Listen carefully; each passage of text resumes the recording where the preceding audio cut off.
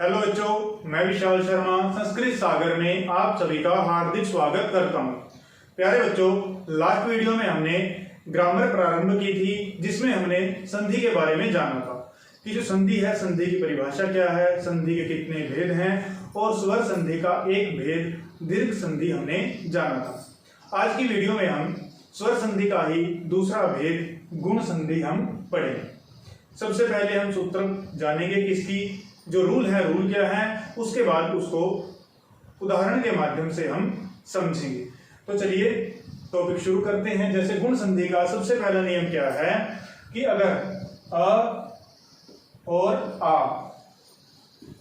इसके बाद ई या बड़ी ई इनमें से कोई भी हो तो इसके स्थान पर ए हो जाता है, क्योंकि जैसा आपको बताया कि जो संधि है, संधि दो घटकों के बीच में होती है। जैसे राम प्लस इंद्र, यहां पर जो म में अ की साउंड है और ई, इन दोनों के बीच में संधि होगी। क्लियर है बच्चों? क्योंकि जो संधि है वो हमेशा ही दो घटकों के बीच में होती है, इसके लिए दो घटक होना अनिवार्य है। तो चलिए इसको हम एक उदाहरण के माध्यम से समझते हैं। सबसे पहला उदाहरण क्या है? नर प्लस इंद्र। अब यहां पर प्लस की दूसरी तरफ ई है और प्लस की पहली तरफ अर्थात प्लस से पहले र है। र में अ की साउंड है, र, तो र में से हम अ को अलग करेंगे। र क्या रहेगा? आधा। जैसे कि आपको पिछली वीडियो में भी बताया कि जो व्यंजन होते हैं, व्यंजन स्वर के बिना उच्चारित नहीं होते, क्योंकि प्रत्येक व्यंजन में कोई ना कोई स्वर अवश्य रहता है। अगर व्यंजन में स्वर नहीं होगा तो वो जो व्यंजन है वो आधा रहेगा। जैसे क आधा है, क में अ मिलाएंगे तब ये क पूरा बनेगा। इसी प्रकार अगर क में हम ई मिलाएंगे तो क्या बनेगा? की। क में ओ मिलाएंगे तो क्या बनेगा? कु। इसी प्रकार र में क्या है? अ, इसमें से अ को हमने अलग किया। अब इन दोनों के स्थान पर जो नया वर्ण होगा वो क्या होगा? ए, क्योंकि नियम यहां पर अप्लाई हो जाता है कि प्लस से पहले अ या आ इनमें से कोई हो तो अ हमारे पास है, प्लस के दूसरी तरफ ई या बड़ी ई इनमें से कोई हो तो यहां पर छोटी ई है। इन दोनों के स्थान पर क्या होगा? ए।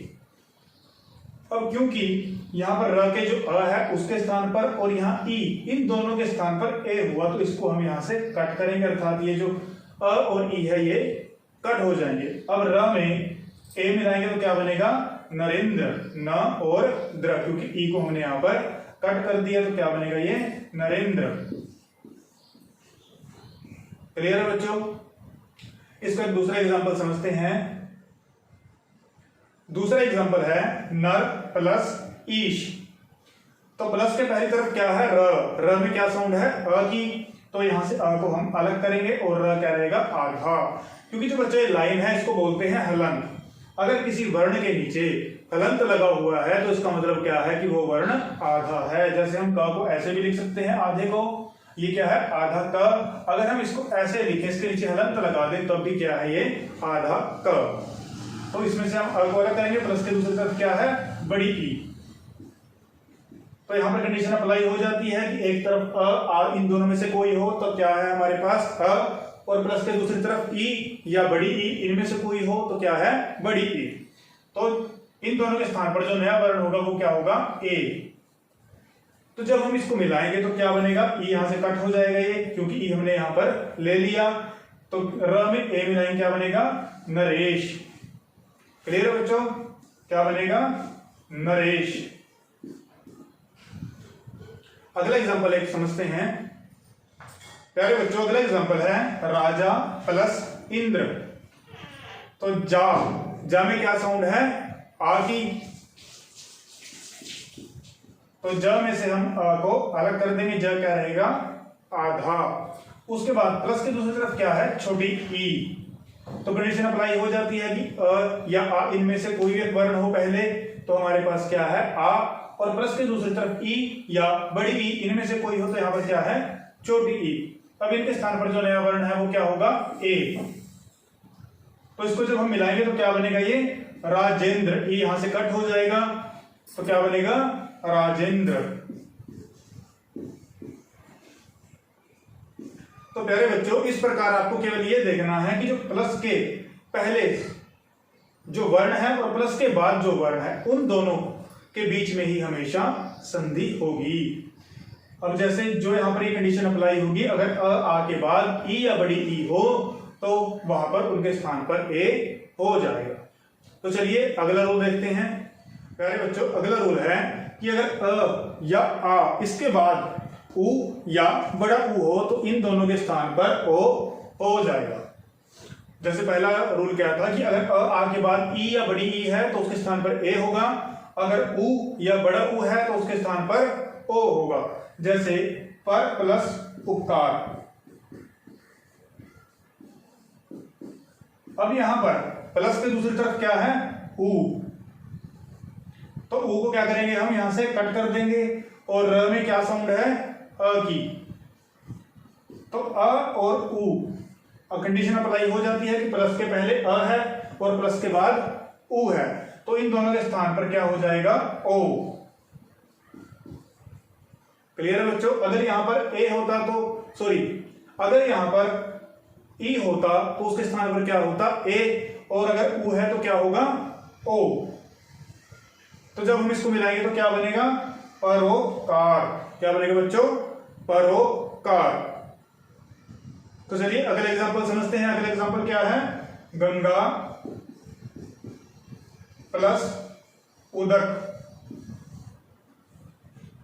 क्या है, गंगा प्लस उदक। तो गा में क्या साउंड है, आ की, इसमें से हम क्या करेंगे, आ को अलग करेंगे। तो यहां पर गा क्या रहेगा, आधा, और प्लस की दूसरी तरफ क्या है, उ। अब यहां पर क्या है, प्लस के पहले आ है और प्लस के बाद उ है, तो इन दोनों के स्थान पर क्या हो जाएगा, ओ। और यहां से उ को हम कट करेंगे क्योंकि अ और उ के स्थान पर ही ओ हुआ।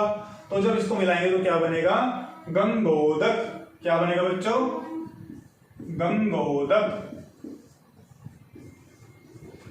क्लियर है। आपने केवल इतना देखना है कि जो प्लस का निशान है उससे पहले अ हो या आ हो, उसके बाद अगर उ या बड़ा उ होगा तो उन दोनों को मिलाकर ओ बन जाएगा, अगर ई या बड़ी ई होगा तो उन दोनों के स्थान पर ए हो जाएगा। आपने केवल वर्णों को मिलाना है, उसके बाद आपका जो शब्द है वो बन जाएगा। तो चलिए अगला रूल देखते हैं। प्यारे बच्चों, अगला रूल है कि अगर अ या आ इसके बाद री हो तो इन दोनों के स्थान पर क्या होगा, अर। र में हलंत लगा है तो इसका मतलब क्या है, र आधा है। तो चलिए इसको एक एग्जांपल से हम समझते हैं। सबसे पहले देव प्लस ऋषि। तो प्लस के दूसरी तरफ क्या है, री, और प्लस के पहले क्या है, व में क्या साउंड है, अ की। तो व को हम आधा करेंगे और इसमें से अ हम अलग करेंगे। तो अ प्लस री, इन दोनों को मिलाकर जो नया वर्ण है वो क्या बनेगा, अर। ये दोनों यहां से कट होंगे। उसके बाद देव में अर मिलाएंगे तो मिलाकर देखते हैं कि नया शब्द क्या बनेगा। सबसे पहले क्या है, दे, व आधा है तो व में क्या मिलाएंगे, अ, व पूरा हो जाएगा। उसके बाद र आधा है, अगर र आधा हो तो र ऊपर चला जाता है। और उसके बाद क्या है, शी। तो क्या बनेगा, देवर्षि। क्योंकि प्यारे बच्चों अगर र आधा है तो र अपने से अगले वर्ण के ऊपर चला जाता है, तो क्या बनेगा, देवर्षि। अगले एग्जांपल समझते हैं एक, जैसे